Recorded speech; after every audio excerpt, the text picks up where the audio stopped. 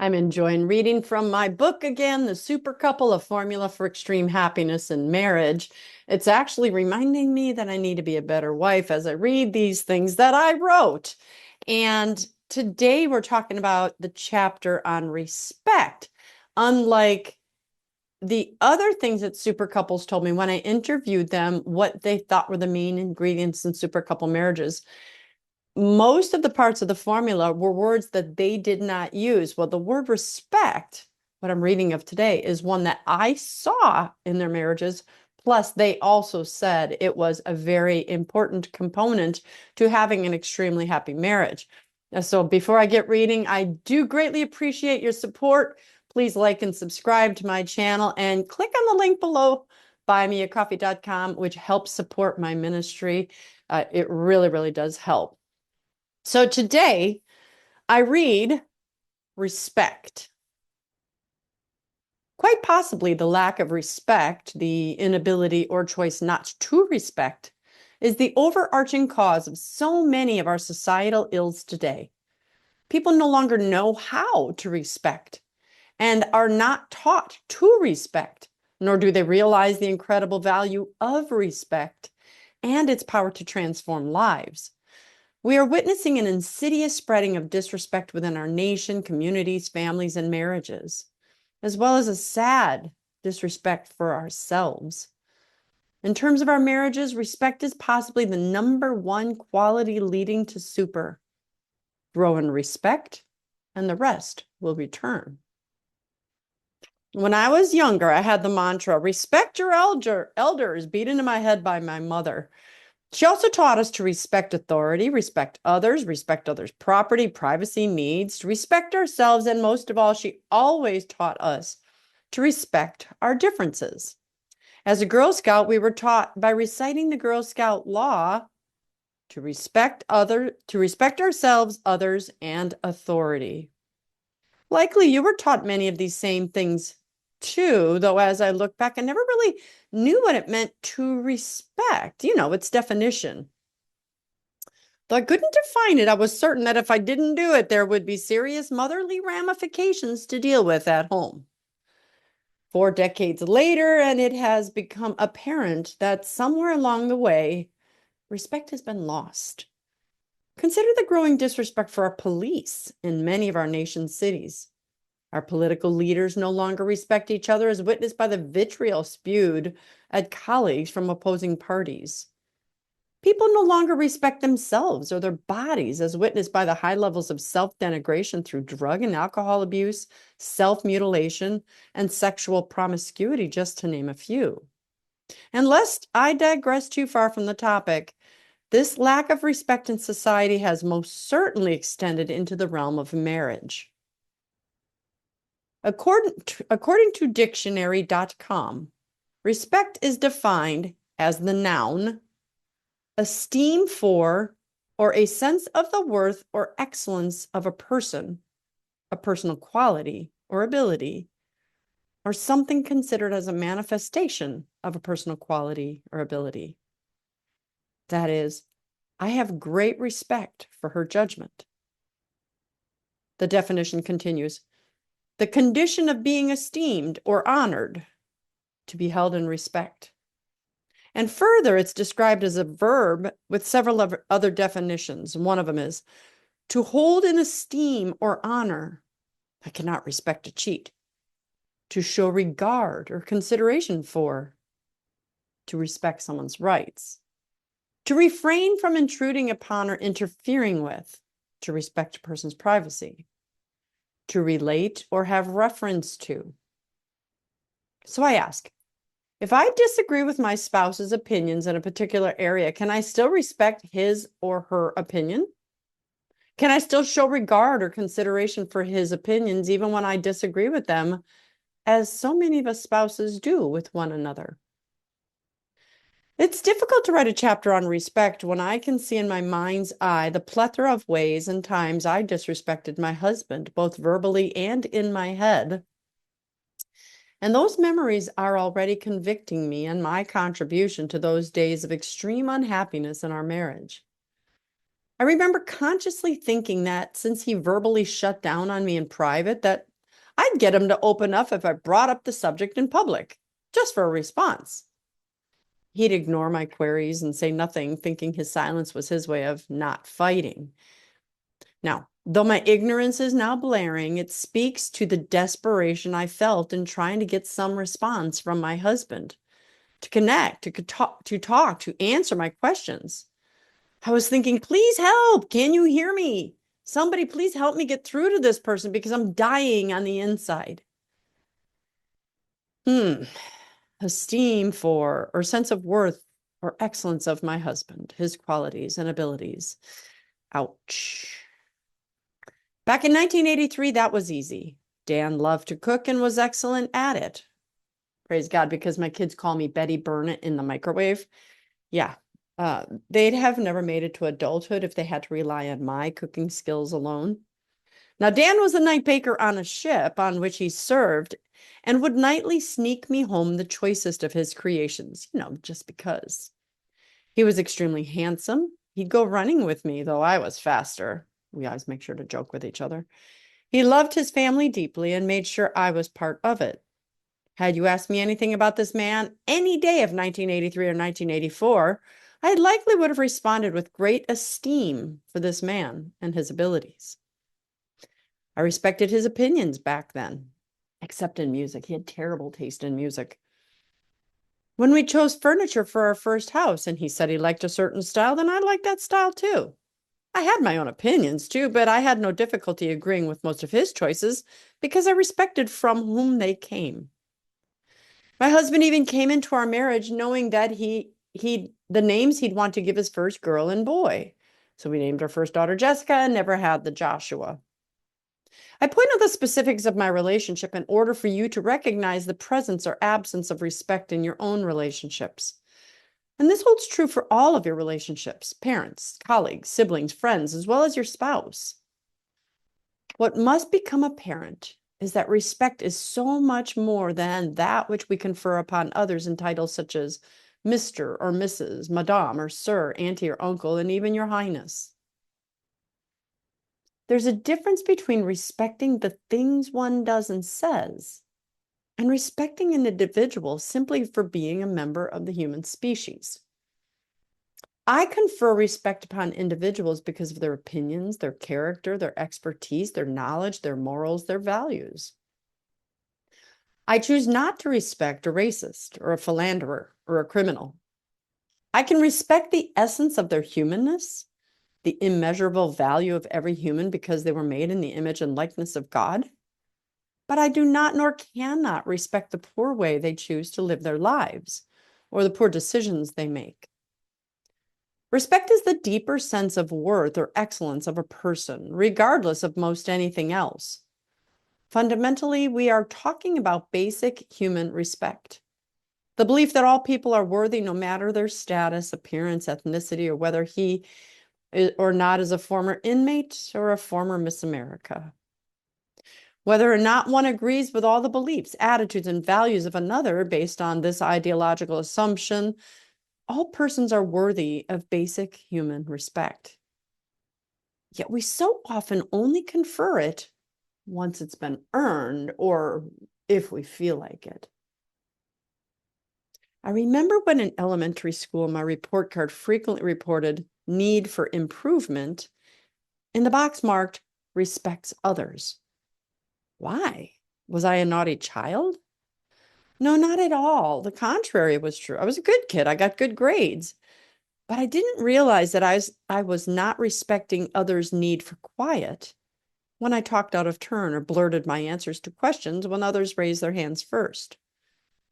For the sake of this lesson, we're not going to discuss professional respect, but only the type needed to maintain healthy and extremely happy, intimate relationships. This argument is focused specifically on the sense of worth or excellence of those persons most intimate with us by choice, our spouses. Respect as it relates to our marriage is a choice. Respect is given freely as a gift to the other. When the lack of respect generally becomes problematic, it is not when we are in agreement with our mate's thoughts, actions, or opinions. That's easy. Our lack of respect is most often born out of our differences of opinions, of taste, and differences in personalities. I must admit, for someone with a PhD in marriage communication and a life devoted to analyzing it, recognizing disrespect has become second nature. It's effortless at this point. Having once been ignorant of these intangible concepts, though, it's easy to see, how others remain blind to the presence or absence of respect in their own relationships or those of others. I'll never forget a reality TV show I watched about a couple planning their wedding. The young man was very passive and his future wife extremely aggressive. They were planning a particular detail about their wedding, and when he gave his opinion, she embarrassed him right there publicly and in front of millions of viewers, too, by diminishing his opinion. When she responded obnoxiously with a comment such as, "Are you kidding me? That's a ridiculous idea," he simply backed down. He became extremely passive and let her treat him in that manner without standing up for himself. Though the interchange lasted only a minute, the entire interaction was dripping with disrespect. It was so obvious to me I wanted to jump off my couch and contact the show's producers to ask for the name of the couple so I could offer them marital help that they were desperately going to need to ensure their marriage survived. And they weren't even married yet. In the above example, it seemed obvious the woman loved her fiance and she may have had basic human respect for him. However, her responses to his opinions showed a lack of respect for those innocuous ways in which they differed. His preference for tuxedos or reception venues, for instance. There was nothing inherently wrong with his suggestions. They were simply different. While I realize I have already addressed that being different from my spouse is a faulty assumption of cause for marital breakdown, for the sake of better understanding respect and disrespect in our relationships, we will deal with this concept of differences more fully. As stated earlier, disrespect is not typically a problem until we find areas of disagreement, such as in our hobbies, TV shows, music genres, or fashion preferences, etc. For instance, my husband loves deer hunting. I, for one, would rather stick a fork in my eye than to sit in a stinking tree for 8 hours, sitting in the freezing or raining weather in hopes of seeing something to shoot at every couple of hours and praying to God I don't miss it. And to do this without being able to go to the bathroom, or worse yet, unable to speak the entire time. Kill me now. Should I ever decide to attempt one day in the forest undertaking this mind-numbingly boring activity, which I won't, I would have to have a really good book with me or my cell phone in order to catch up on my text messaging and emails, or a girlfriend or two with whom to discuss the purpose of all this camouflaged silliness. I'm confident I've made my opinions on hunting sufficiently clear at this point. Now, for my husband, hunting represents everything that is right about this world. While he sits quietly and motionless, nestled in the tree of his choice high above the earth, escaping all the sights and sounds of 21st century life in a bustling city, he feels closer to God, one with nature, and likely, most importantly, doesn't have to hear his wife's ever-present and nonstop chatter beating like a Morse code on his worn-down eardrums. While hunting, Dan is happiest. I know, you never saw two more compatible people, right? Sarcasm is everywhere between the two of us. In all seriousness, we are simply two very different people who happen to like different things. For decades, during our troubled years, I had presumed these differences were the source of our difficulties. I had nearly convinced myself that two people as different as we were had simply chosen wrong. We were incompatible and we were incapable of ever having a super marriage because, as I saw it, we could never possibly enjoy doing anything together. I picked the wrong guy. Writing this now, it amazes me how easily we can convince ourselves of whatever we want based on ignorance and a faulty understanding of the truth of a situation. But here's the problem. Whenever my husband chose to hunt or do anything for that matter that I felt took him away from me or other humans, I attributed it to a character flaw rather than the truth of what it was, a difference in preferences. As such, I would allow my mind to think horrible things about this man, such as he totally lacks any personality. He has zero ability to communicate with humans, so he has to hide from them in stupid trees all day. If he were a better man like Sally's husband or Jennifer's boyfriend, he'd be more congenial and spend more time going to parties or cookouts or concerts, or he's such a loser. I can't believe I made a stupid mistake and married this idiot. Well, maybe I'll outlive him and marry right the next time. Wow. Those words embarrass me now. I suppose it's one of the reasons writing this book has been so difficult and why I delayed in doing so for many years. I knew I'd have to face the painful truth of my inadequacies and recalling the hurtful thoughts that daily swirled in my head, moving them outside the silent safety of my inner world to the outer world for all to see and judge. But what good would it be for me to be anything less than sincerely forthright with you? The sad truth is, I know many of you are reading this because you too are in a similar frame of mind with your spouse that I was in those horrible days so many years ago. And for that, I am sorry. When anyone's marriage hurts, I hurt. I hurt because, as you can see, I know the pain of living with someone who caused me so much profound emotional pain and with whom I felt trapped by a piece of paper and the commitment that is marriage. Though that pain no longer exists for me, I remember it well. I could never demean anyone for feeling those same feelings or thinking those same horrible thoughts about their own spouse that I thought about mine as the only means of escaping my pain and one day finding happiness. Did you recognize the epic levels of disrespect in the above explanation of our different preferences of hobbies? If not, you might be struggling with the same issue in your own relationship. Not specifically the preference for hunting versus hanging out with friends, but seeing your spouse's likes and dislikes, his or her differences from you in a negative light, and judging that to be the problem in your relationship. But how does that happen?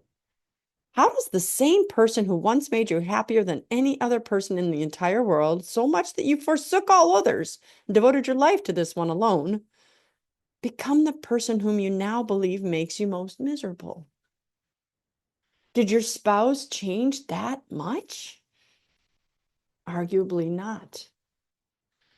What most often changes is not our spouse, but our perception of our spouse. The power of perception is life-changing. It is foundational to how each of us walks through this life and deals with day-to-day experiences. Perception creates our reality, and that includes the reality of a happy or miserable marriage. In my chapter on the supercouple formula, the role of perception on superness will be discussed in rich detail. For now, know the relationship between perception and respect are strongly interwoven. Supercouples deeply respect one another because of their perceptible esteem for one another. And this was seen time and again in my interviews. When Pete sought my opinion regarding privacy between couples, he presented an example without assigning positions to either himself or his wife. He did this out of respect for Jenny and a desire to protect her image, should my response have sided more with him than her. Like all super couples, Pete showed respect through careful word choice. But another way super couples show respect is by acknowledging the contributions made by the other. Lisa mentioned that Jack worked outside the home while she stayed home with her children. Sensing Lisa's feelings she contributed less to the household than did he, Jack perceptibly countered by humorously asserting, "Lisa does a great job managing the house, the budget, and the kids' activities. I don't know how she does it. I'd be lucky if I could just keep them alive to adulthood." Like Jack, Super spouses praised the other and would show respect by deflecting attention from themselves to their spouse. And this wasn't contrived, but very genuine. I witnessed super couples showing respect by honoring their spouse's boundaries. This would be seen quite frequently by the couples I did not get to interview.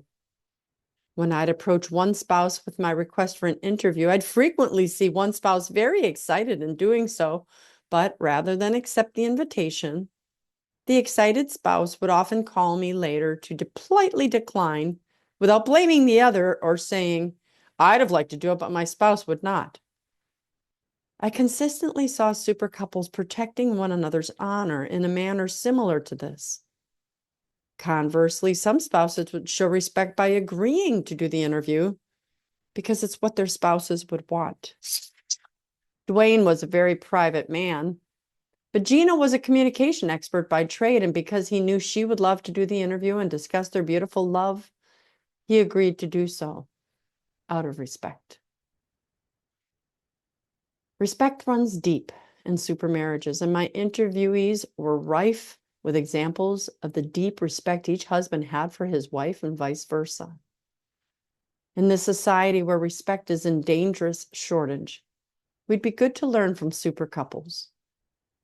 Unlike others, they never forgot the sense of esteem or worth of their spouse. They perceive one another as the invaluable individuals that they are and refuse to focus on flaws. Months after her interview, one of my super wives asked me, so what'd you find out by interviewing us? Is there a formula? After responding affirmatively that there was a formula to superness, I articulated to her what I'd seen, and she immediately agreed. Though she lived it, she would not have been able to articulate those same principles made so obvious to me through interviews. Respect, however, was one of the few traits that she and all super spouses could clearly see. Without respect, it is impossible to develop the next essential ingredient expressed by super couples, and that ingredient is friendship. That's all for today. I'd like your thoughts. Do you respect your spouse? Does your spouse respect you? And if not, what can you do to begin to esteem him or her again? I'd love to hear your thoughts. I'm Dr. Christine Bacon. Thanks for watching this Bacon Bit. And as always, remember to live your life sunny side up.